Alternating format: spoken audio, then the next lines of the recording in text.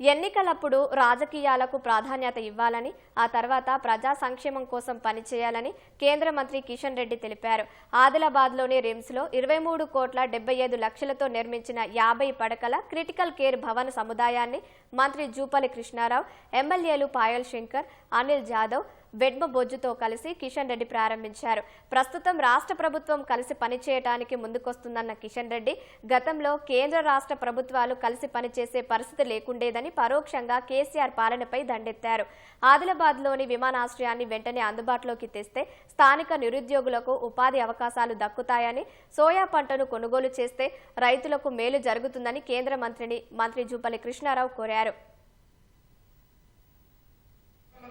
ఇక్కడ కూడా వచ్చి అనేక రకాల రామగుండం సంబంధించినటువంటి ఫెర్టిలైజర్ పరిశ్రమ ప్రారంభించడం కోసం ప్రధానమంత్రి గారు ఢిల్లీ నుంచి వస్తే ఇక్కడ ఉన్నటువంటి ముఖ్యమంత్రి గారు తిరగలేదు. ప్రధానమంత్రి గారు ఢిల్లీ నుంచి వచ్చి వరంగల్లో రైల్వే మ్యానుఫ్యాక్చరింగ్ యూనిట్ ప్రారంభోత్సవానికి వస్తే ఇక్కడ ఉన్నటువంటి ముఖ్యమంత్రి గారు తిరగలేదు. గతంలో అంటే ఇప్పుడు కాదు, గతంలో కొన్ని పాలసీ పరమైన అభివృద్ధి కార్యక్రమాలు కూడా పాలసీ పరమైనటువంటి విధానపరమైనటువంటి అభ్యంతరాలు ఉంటే తప్పకుండా ప్రొటెస్ట్ చేయొచ్చు.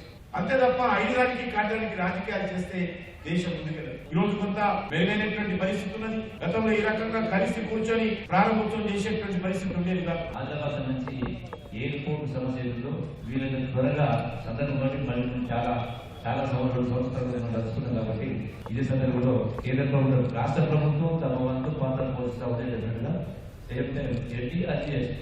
ఈ ఎయిర్పోర్ట్ కూడా తొందరగా ఉపయోగం చేస్తే ఇక్కడ ఉన్నటువంటి నిరుద్యోగ యువత, టూరిస్ట్ కావచ్చు, రకరకాల ఇతర వచ్చే అవకాశం కాబట్టి కొంత అన్ఎంప్లాయ్మెంట్ రాబోతుంది. టూరిస్ట్ ఎక్కువ అవకాశం కాబట్టి ఉపాధి అవకాశం కాబట్టి ఆ దిశగా కూడా ప్రయత్నం చేయాలి.